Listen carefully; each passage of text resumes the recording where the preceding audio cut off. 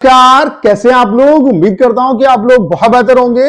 Delhi police वाले जो aspirant है वो बहुत ज्यादा इस समय कंफ्यूजन में है कि उनके एग्जाम में इतने बड़े लेवल पे धांधली हुई, जिसके इतने मास लेवल पे प्रूफ है। उसके अलावा सभी टीचर जो हैं वो कहीं ना कहीं आपके सपोर्ट में है।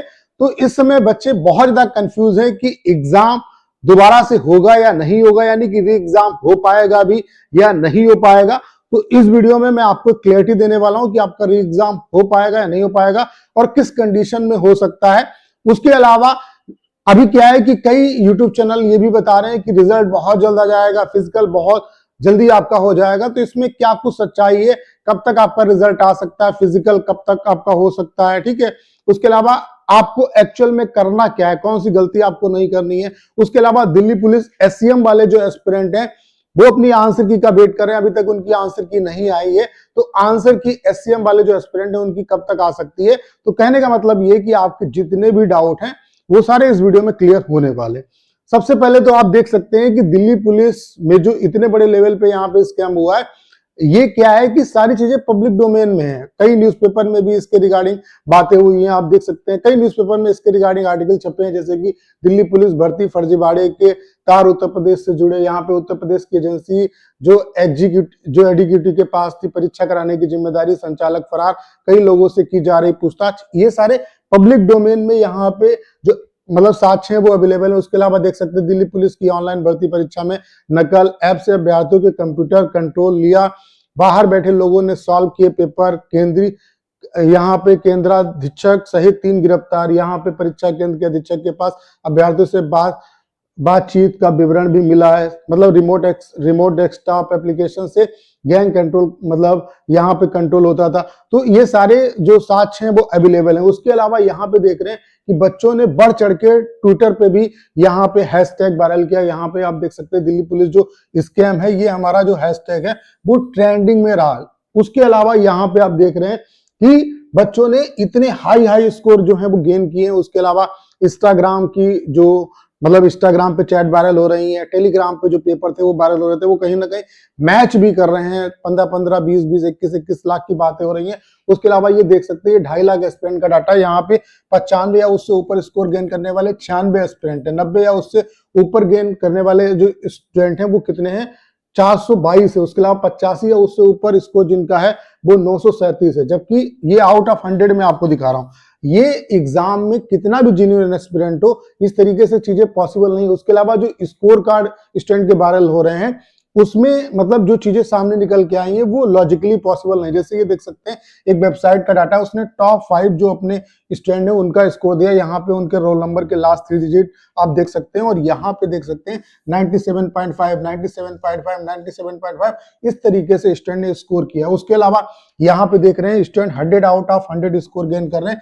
उसमें भी जीके जीएस में जो है 50 आउट ऑफ 50 स्कोर गेन कर रहे हैं। सबसे बड़ा जो डाउट है वो इसी को देख के होता है। यहाँ पे देख सकते हैं 97.5 और जीके जीएस में 50 आउट ऑफ 50। यहाँ पे कुछ क्वेश्चन गलत भी हैं। तो यहाँ पे सबसे बड़ा क्वेश्चन यही अराइज होता है कि बच्चे को राइट जो क्वेश्चन थे उनके आंसर पता थे, साथ ही साथ जो रॉन्ग क्वेश्चन के जो सही आंसर है वो भी उन्हें पता थे। तो यहाँ पे आप देख रहे हैं इस तरीके की चीजें जो हैं वो वायरल है। उसके अलावा 96.25 यहाँ पे 50 में 49, जबकि जीके जीएस एसएससी की ऐसी आती है, इसमें आप यूपीएससी के एस्पिरेंट को, इवन आईएएस को बैठा दो, वो भी 50 आउट ऑफ 50 स्कोर नहीं गेन कर पाएगा। तो आप देख रहे हैं। उसके अलावा यहाँ पे टीचर ने भी, शुरुआत में टीचर सपोर्ट में नहीं थे, फिर बाद में सारे जो टीचर हैं उन्होंने भी सपोर्ट में आके वीडियो बनाया। अभिनय सर ने वीडियो बनाया। उसके अलावा यहाँ पे आरडब्ल्यू वाले जो अंकित भाटी सर हैं उन्होंने इसके रिगार्डिंग वीडियो बनाया।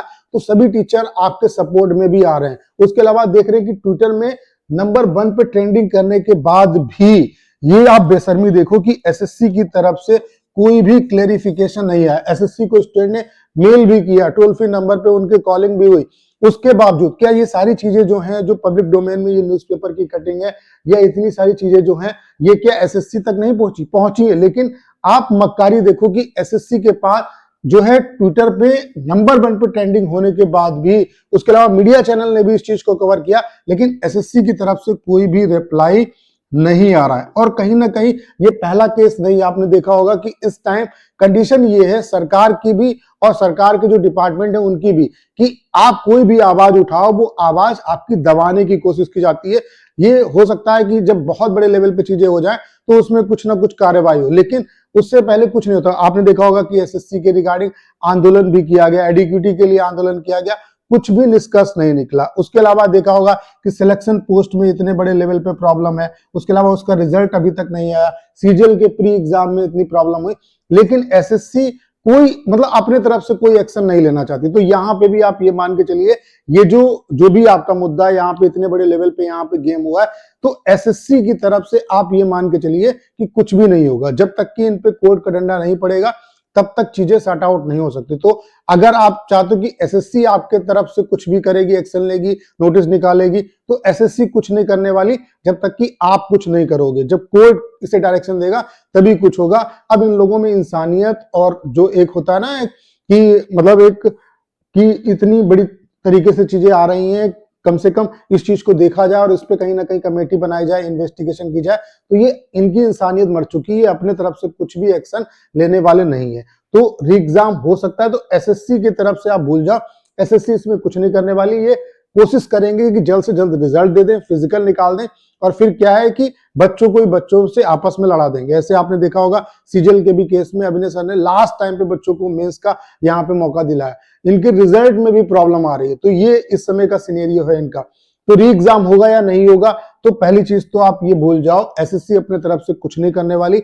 अगर आपके पास वैलिड प्रूफ है तो आप इसके लिए कैट जो है वो कोर्ट है, उसमें आप जाइए, इसमें अभिनय सर भी आपकी मदद करेंगे। उसके अलावा मेंटर 365 वाले जो सौरभ यादव सर हैं वो भी आपके साथ जुड़े हुए, उन्होंने भी टेलीग्राम चैनल अपना बनाया, उन्होंने गूगल फॉर्म भी दिया है, उसको आप उसमें जितने भी एविडेंसेस हैं वो भेजिए। तो कोर्ट की तरफ मूव करिए, वहां पे अभिनय सर के पास इसका एक्सपीरियंस भी है और वो कहीं ना कहीं चीजें जो हैं इस तरीके की चीजें सॉर्ट आउट भी करते हैं। अभी आपने देखा होगा कि सीजीएल में भी उन्होंने आपको न्याय दिलाया। तो अगर बड़े लेवल पे, मास लेवल पे यहाँ पे आपके पास प्रूफ है, बच्चों के पास एविडेंस है और बच्चे गवाही देने के लिए तैयार हैं, तो कहीं ना कहीं आप ये मान के चलिए कि कोर्ट ही इसमें कुछ कर सकता है। कोर्ट ही दोबारा से जो भी मतलब अगर उसे लगेगा कि जिनके हाई स्कोर है उसके हिसाब से उनका री एग्जाम होना चाहिए, या ओवरऑल एग्जाम में मास लेवल पे प्रॉब्लम हुई है तो कोर्ट ही कुछ डिसीजन या डायरेक्शन देगा, तभी एसएससी कुछ करेगी, अदरवाइज यहाँ पे कुछ नहीं होगा। तो जो भी आपको करना क्या है, अगर आप चाहते हैं कि ये वैकेंसी फेयरली हो, जो जेन्युइन बच्चा है उसको यहाँ पे मौका मिले, तो आपके पास जो एविडेंसेस हैं उनको, जैसे अभिनय सर हैं, सौरभ यादव सर हैं, इनके पास अपने प्रूफ दीजिए और कैट की तरफ मूव करिए, वहां से ही आपको न्याय मिल सकता है। जब कोर्ट कुछ डायरेक्शन देगी तभी कहीं ना कहीं कुछ एक्शन होगा। अदरवाइज अगर आप सोचेंगे कि ये ट्विटर कैंपेन कर लिया, टीचर ने सपोर्ट कर दिया, इससे कुछ होगा, तो कुछ नहीं होगा भाई। एसएससी कोशिश ये करेगी कि जल्द से जल्द आपका रिजल्ट दे दे। उसके अलावा आपने देखा होगा कि यहाँ पे, तो ये तो डाउट आपका क्लियर हो गया होगा कि आपका यहाँ पे री एग्जाम होगा या नहीं होगा।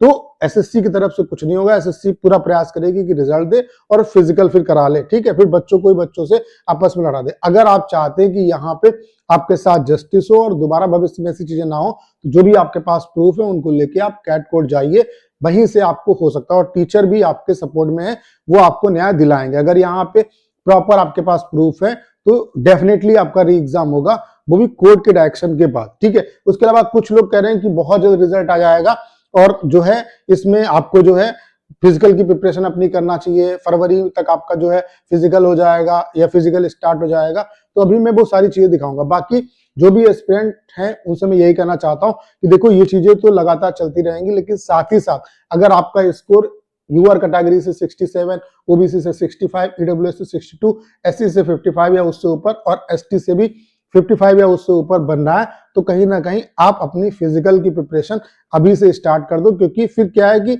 लॉस होगा आपका। तो क्योंकि फिजिकल यहाँ पे तगड़ा होता है, तो ये भी चीजें करते रहो और साथ ही साथ फिजिकल की भी प्रिपरेशन करते रहो, और जितने भी और भी एग्जाम है उनकी भी प्रिपरेशन करते रहो। अपना टाइम आपको खराब नहीं करना, ठीक है।